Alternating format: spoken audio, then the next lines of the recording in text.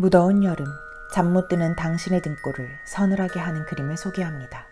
오늘의 주제는 공포 특집, 볼수록 오싹한 그림입니다.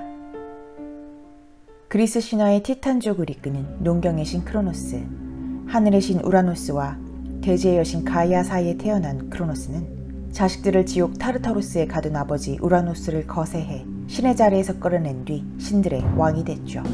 하지만 크로노스가 가이아의 또 다른 자식 퀴클롭스를 탄압하자 가이아는 크로노스에게 네 자식들이 너를 자리에서 끌어낼 것이라는 저주를 내립니다. 아버지 우라노스의 운명이 크로노스에게 그대로 이어지게 된 거죠. 그리고 저주를 피하고자 크로노스는 자신의 자식들을 잡아먹기 시작합니다. 페테르 파울 루벤스의 아들을 잡아먹는 크로노스, 그리고 프란시스코 고야의 제 아이를 잡아먹는 사투르누스. 루벤스의 그림입니다. 오른손에 낫을 든 농경의 신 크로노스. 그는 탐욕스러운 눈으로 살아있는 자식을 왼손으로 단단히 잡고 아이의 여린 가슴을 크게 물어뜯습니다. 한편 살이 뜯기는 극한의 고통에 머리를 젖히고 눈을 까디집은 어린아이의 모습은 매우 생생히 표현되었죠. 자신의 자리를 지키고자 자식마저 잔인하게 잡아먹는 크로노스의 모습에서 끔찍함과 공포를 동시에 느끼게 됩니다. 두 번째 그림, 고야의 제 아이를 잡아먹는 사투르누스입니다. 사투르누스는 크로노스의 로마식 이름이죠. 동일한 소재지만 앞서 본 루벤스의 그림과는 표현과 분위기가 매우 다릅니다. 인간의 모습을 한 크로노스가 자식을 잡아먹는 모습을 생생히 표현함으로써 탐욕이 낳은 비극, 부모 자식 간에 있어선 안 될 참극을 현실감 있게 그려낸 것이 루벤스의 그림이라면, 뒤집어질 듯 큰 눈에 벌어진 콧구멍, 살점을 파고들 만큼 자식으로 움켜진 사육 본능만 남은 괴물 사투르누스와 이미 머리와 팔이 먹혀 죽은 자식을 함께 그린 고야의 그림은 끔찍함을 넘어 잔인하고 폭력적인 공포를 전합니다.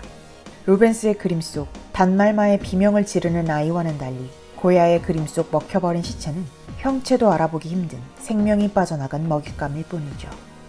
거대한 공포 앞에서 무력한 인간의 모습을 절망적으로 투영한 것처럼 보입니다. 에곤 슐레, 죽음과 소녀. 죽음과 소녀는 서양 문화예술의 주요 소재입니다. 아름답고 생명력 넘치는 소녀를 죽음과 함께 엮어 삶과 죽음의 연결, 영생에 대한 욕망, 인간의 파괴 본능에 대해 이야기했죠. 그러나 에곤 슐레는 기존과는 달리 죽음과 소녀라는 소재를 통해 사랑의 종결, 완전한 이별을 표현했죠. 황량한 배경을 뒤로 하고 앙상한 발로 되려 사시내에 매달리는 소녀, 반면 초점 없는 눈에 검은 옷을 입은 사시는 소녀를 밀어내는지 끌어안는지 모호하게 표현되어 있습니다. 이 작품은 슐레가 결혼 전까지 동거했던 연인이자 모델 발리 노이칠과의 이별을 상징하는 그림입니다. 안정적인 삶을 원했던 슐레는 중산층 가정의 에디트 함스와 결혼하기 위해 자신에게 헌신했던 발리와 헤어지죠. 이러한 배경을 알고 그림을 보면 이별을 거부하는 여인의 처절함과 그런 여인을 밀어내는 남자의 대비에서 우울감과 그로테스크함을 느끼게 됩니다. 에드바르 뭉크, 흡혈귀. 한 남자가 고개를 떨구고 있습니다. 그의 목덜미 위에는 한 여자가 있죠. 미동 없이 창백한 남자의 안색과는 대조적으로 건강한 피부, 살짝 붉은 뺨, 구불구불 흘러내리는 머리의 여자.